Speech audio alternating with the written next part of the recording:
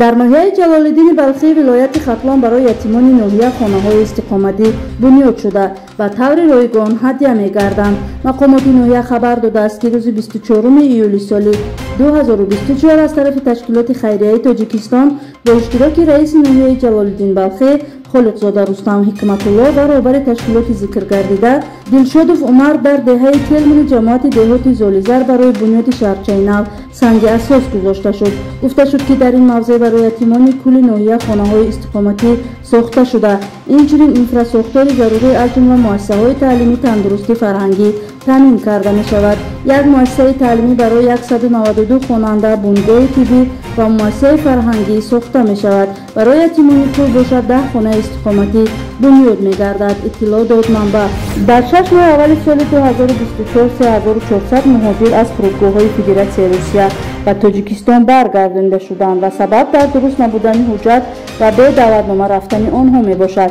در این باره نظرزاده حبیب‌الله طاهر دیرکتور اجنسی اویاسیای گراجدانی نزد حکومت جمهوری تاجیکستان در نشست خبری قید کرد. گفته شد که در نیمه اولی سال 2024 به 1,667,900 مسافران خدمت رسانیده شده است که این شماره نسبت به همین دوره سال گذشته 35,800 نفر کم می باشد. دو سبب اساسی لیمیت برق در فصل زمستان و بهار وجود داشت که یکی از آن ریزش آب در رودخانه‌های وخش در ماه ینور 17% و در ماه مارس 32% کم شد که با این سبب دستگاه‌ها با اقتداری پورا کار نمی‌کردند. سبب دوم در 7 سال اخیر استفاده برندگان نیروی برق از حد زیاد شدند. دلیر جمعه وزیر انرژتیک و ذخیره آب تاجیکستان در این باره در نشست خبری معلومات داد. ذکر گردید که جمع‌آوری مبلغ‌ها از حساب استفاده نیروی برق از حساب اهالی 933.2 میلیون سومانی اجرا گردیده است که این نشان دهنده نسبت به همین دوره سال گذشته 141.5 میلیون سومانی زیاد می باشد.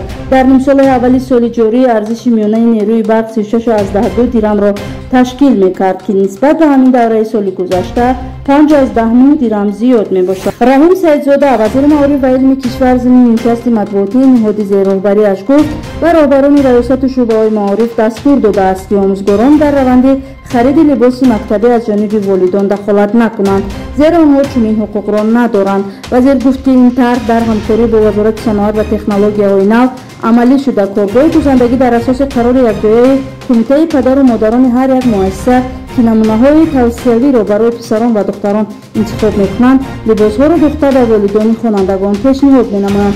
آنها می‌توانند لباس‌های سال گذشته فرزندان را که نوتر و تازه‌اند و کودکان خردترشان برای استفاده دهند، گفت وزیر. خدمات علاقه کشور سبب بالا رفتن ارزش ترافه‌ها را شرح داد. خدمات این تصمیم را جانبداری کرده گفت مردها موافقه شدند و سبب‌هایش را نیز شرح داد. شریف جان شوکی‌زاده اجرا کننده وظیفه سردار ریاست علاقه و اطلاعاتی خدمات علاقه گفت با دستور پرزیدنت کشور جهت تامین علاقه در حالت‌های فوق‌العاده تمام شبکه‌های موبیلی وظیفه‌دار شدند گنراتور و دیزل گنراتورها را خریداری نمایند.